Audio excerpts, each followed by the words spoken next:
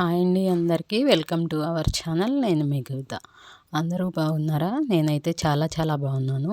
సింపుల్గా టేస్టీగా జిగురు లేకుండా పొడి పొడిలాడుతూ బెండకాయ ఫ్రై ఎలా చేసుకోవాలో ఈ వీడియో చూసేయండి. అలాగే వేరుశనగ పప్పులు ఫ్రై చేసి వేయటం వలన మరింత టేస్టీగా ఉంటుంది. ఇలా ఒకసారి ట్రై చేయండి. నేను ఇక్కడ 1/2 కిలో బెండకాయలు తీసుకున్నాను. బెండకాయలు బాగా కడిగి పొడి క్లాత్లో వేసి తుడిచి చిన్న ముక్కలుగా కట్ చేసుకున్నాను. అలాగే మరి లావుగా కాకుండా కొంచెం చిన్నగా కట్ చేసుకోవాలి. మనం ముక్కలు చిన్నగా కట్ చేసుకుంటే మంచిగా ఫ్రై అవుతాయి. స్టవ్ వెలిగించి ప్యాన్ పెట్టి 3 టేబుల్ స్పూన్స్ ఆయిల్ వేసి ఆయిల్ బాగా హీట్ అయిన తర్వాత కొన్ని జీడిపప్పులు, కొన్ని వేరుశనగ పప్పులు వేసి బాగా ఫ్రై చేసుకొని పక్కకు తీసుకోవాలి.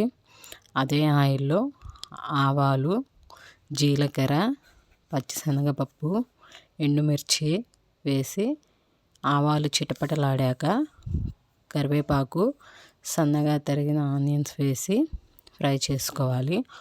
ఆనియన్స్ బాగా ఫ్రై అయినాక ముందుగా కట్ చేసి పెట్టుకున్న బెండకాయ ముక్కలు వేసి ఫ్రై చేసుకోవాలి. హై ఫ్లేమ్లో ఉంచి ముక్కలు కలుపుతూ ఫ్రై చేయాలి. అలా చేయడం వల్ల బెండకాయలో ఉన్న జిగురు మొత్తం పోయి బెండకాయలు పొడిగా ఫ్రై అవుతాయి. అడుగు మాడిపోకుండా బెండకాయ ముక్కలు కలుపుకుంటూ ఉండాలి. జిగురు మొత్తం పోయి ఫ్రై అయిన తర్వాత మాత్రమే ఉప్పు వేసుకోవాలి. లేదంటే బెండకాయ ముక్కల్లోంచి నీరు వచ్చి ముక్కలు మెత్తబడిపోతాయి. ఫ్రై అయిన తర్వాత ఉప్పు, పసుపు వేసి బాగా ఫ్రై చేసుకోవాలి. చూసారు కదా జిగురు ఎలా వస్తుందో. ఆ జిగురంతా పోయి ఆయిల్ తేలే వరకు ఫ్రై చేసుకుంటూ తిప్పుకుంటూ ఉండాలి. తిప్పకపోతే అడుగు మాడిపోతుంది. టేస్ట్కి సరిపడా ఉప్పు, పసుపు వేసి బాగా ఫ్రై చేసుకోవాలి. ఫ్రై అయిన తర్వాత మనం ముందుగానే వేయించి పెట్టుకున్న జీడిపప్పు, వేరుశనగపప్పు వేసుకొని 5 మినిట్స్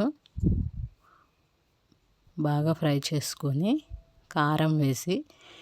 కారం వేసినా కూడా ఒక 5 నిమిషాలు ఫ్రై చేసుకోవాలి. ఫ్రై చేసుకున్న తర్వాత మంచిగా బెండకాయ ఫ్రై పొడిలాడుతూ టేస్టీగా సింపుల్గా రెడీ అయిపోతుంది. బెండకాయ ముక్కలు ఫ్రై అయ్యేంత వరకు తిప్పుకుంటూ ఉండాలి, లేకపోతే బాగా మాడిపోతుంది. చూసారు కదా బెండకాయ ఫ్రై రెడీ అయిపోయింది. ఇలా ఒకసారి ట్రై చేయండి. ట్రై చేసి ఎలా ఉందో నాకు కామెంట్ చేయండి. ఫస్ట్ టైం కనుక మన ఛానల్ చూస్తుంటే సబ్స్క్రైబ్ చేసుకోండి. Thank you for watching.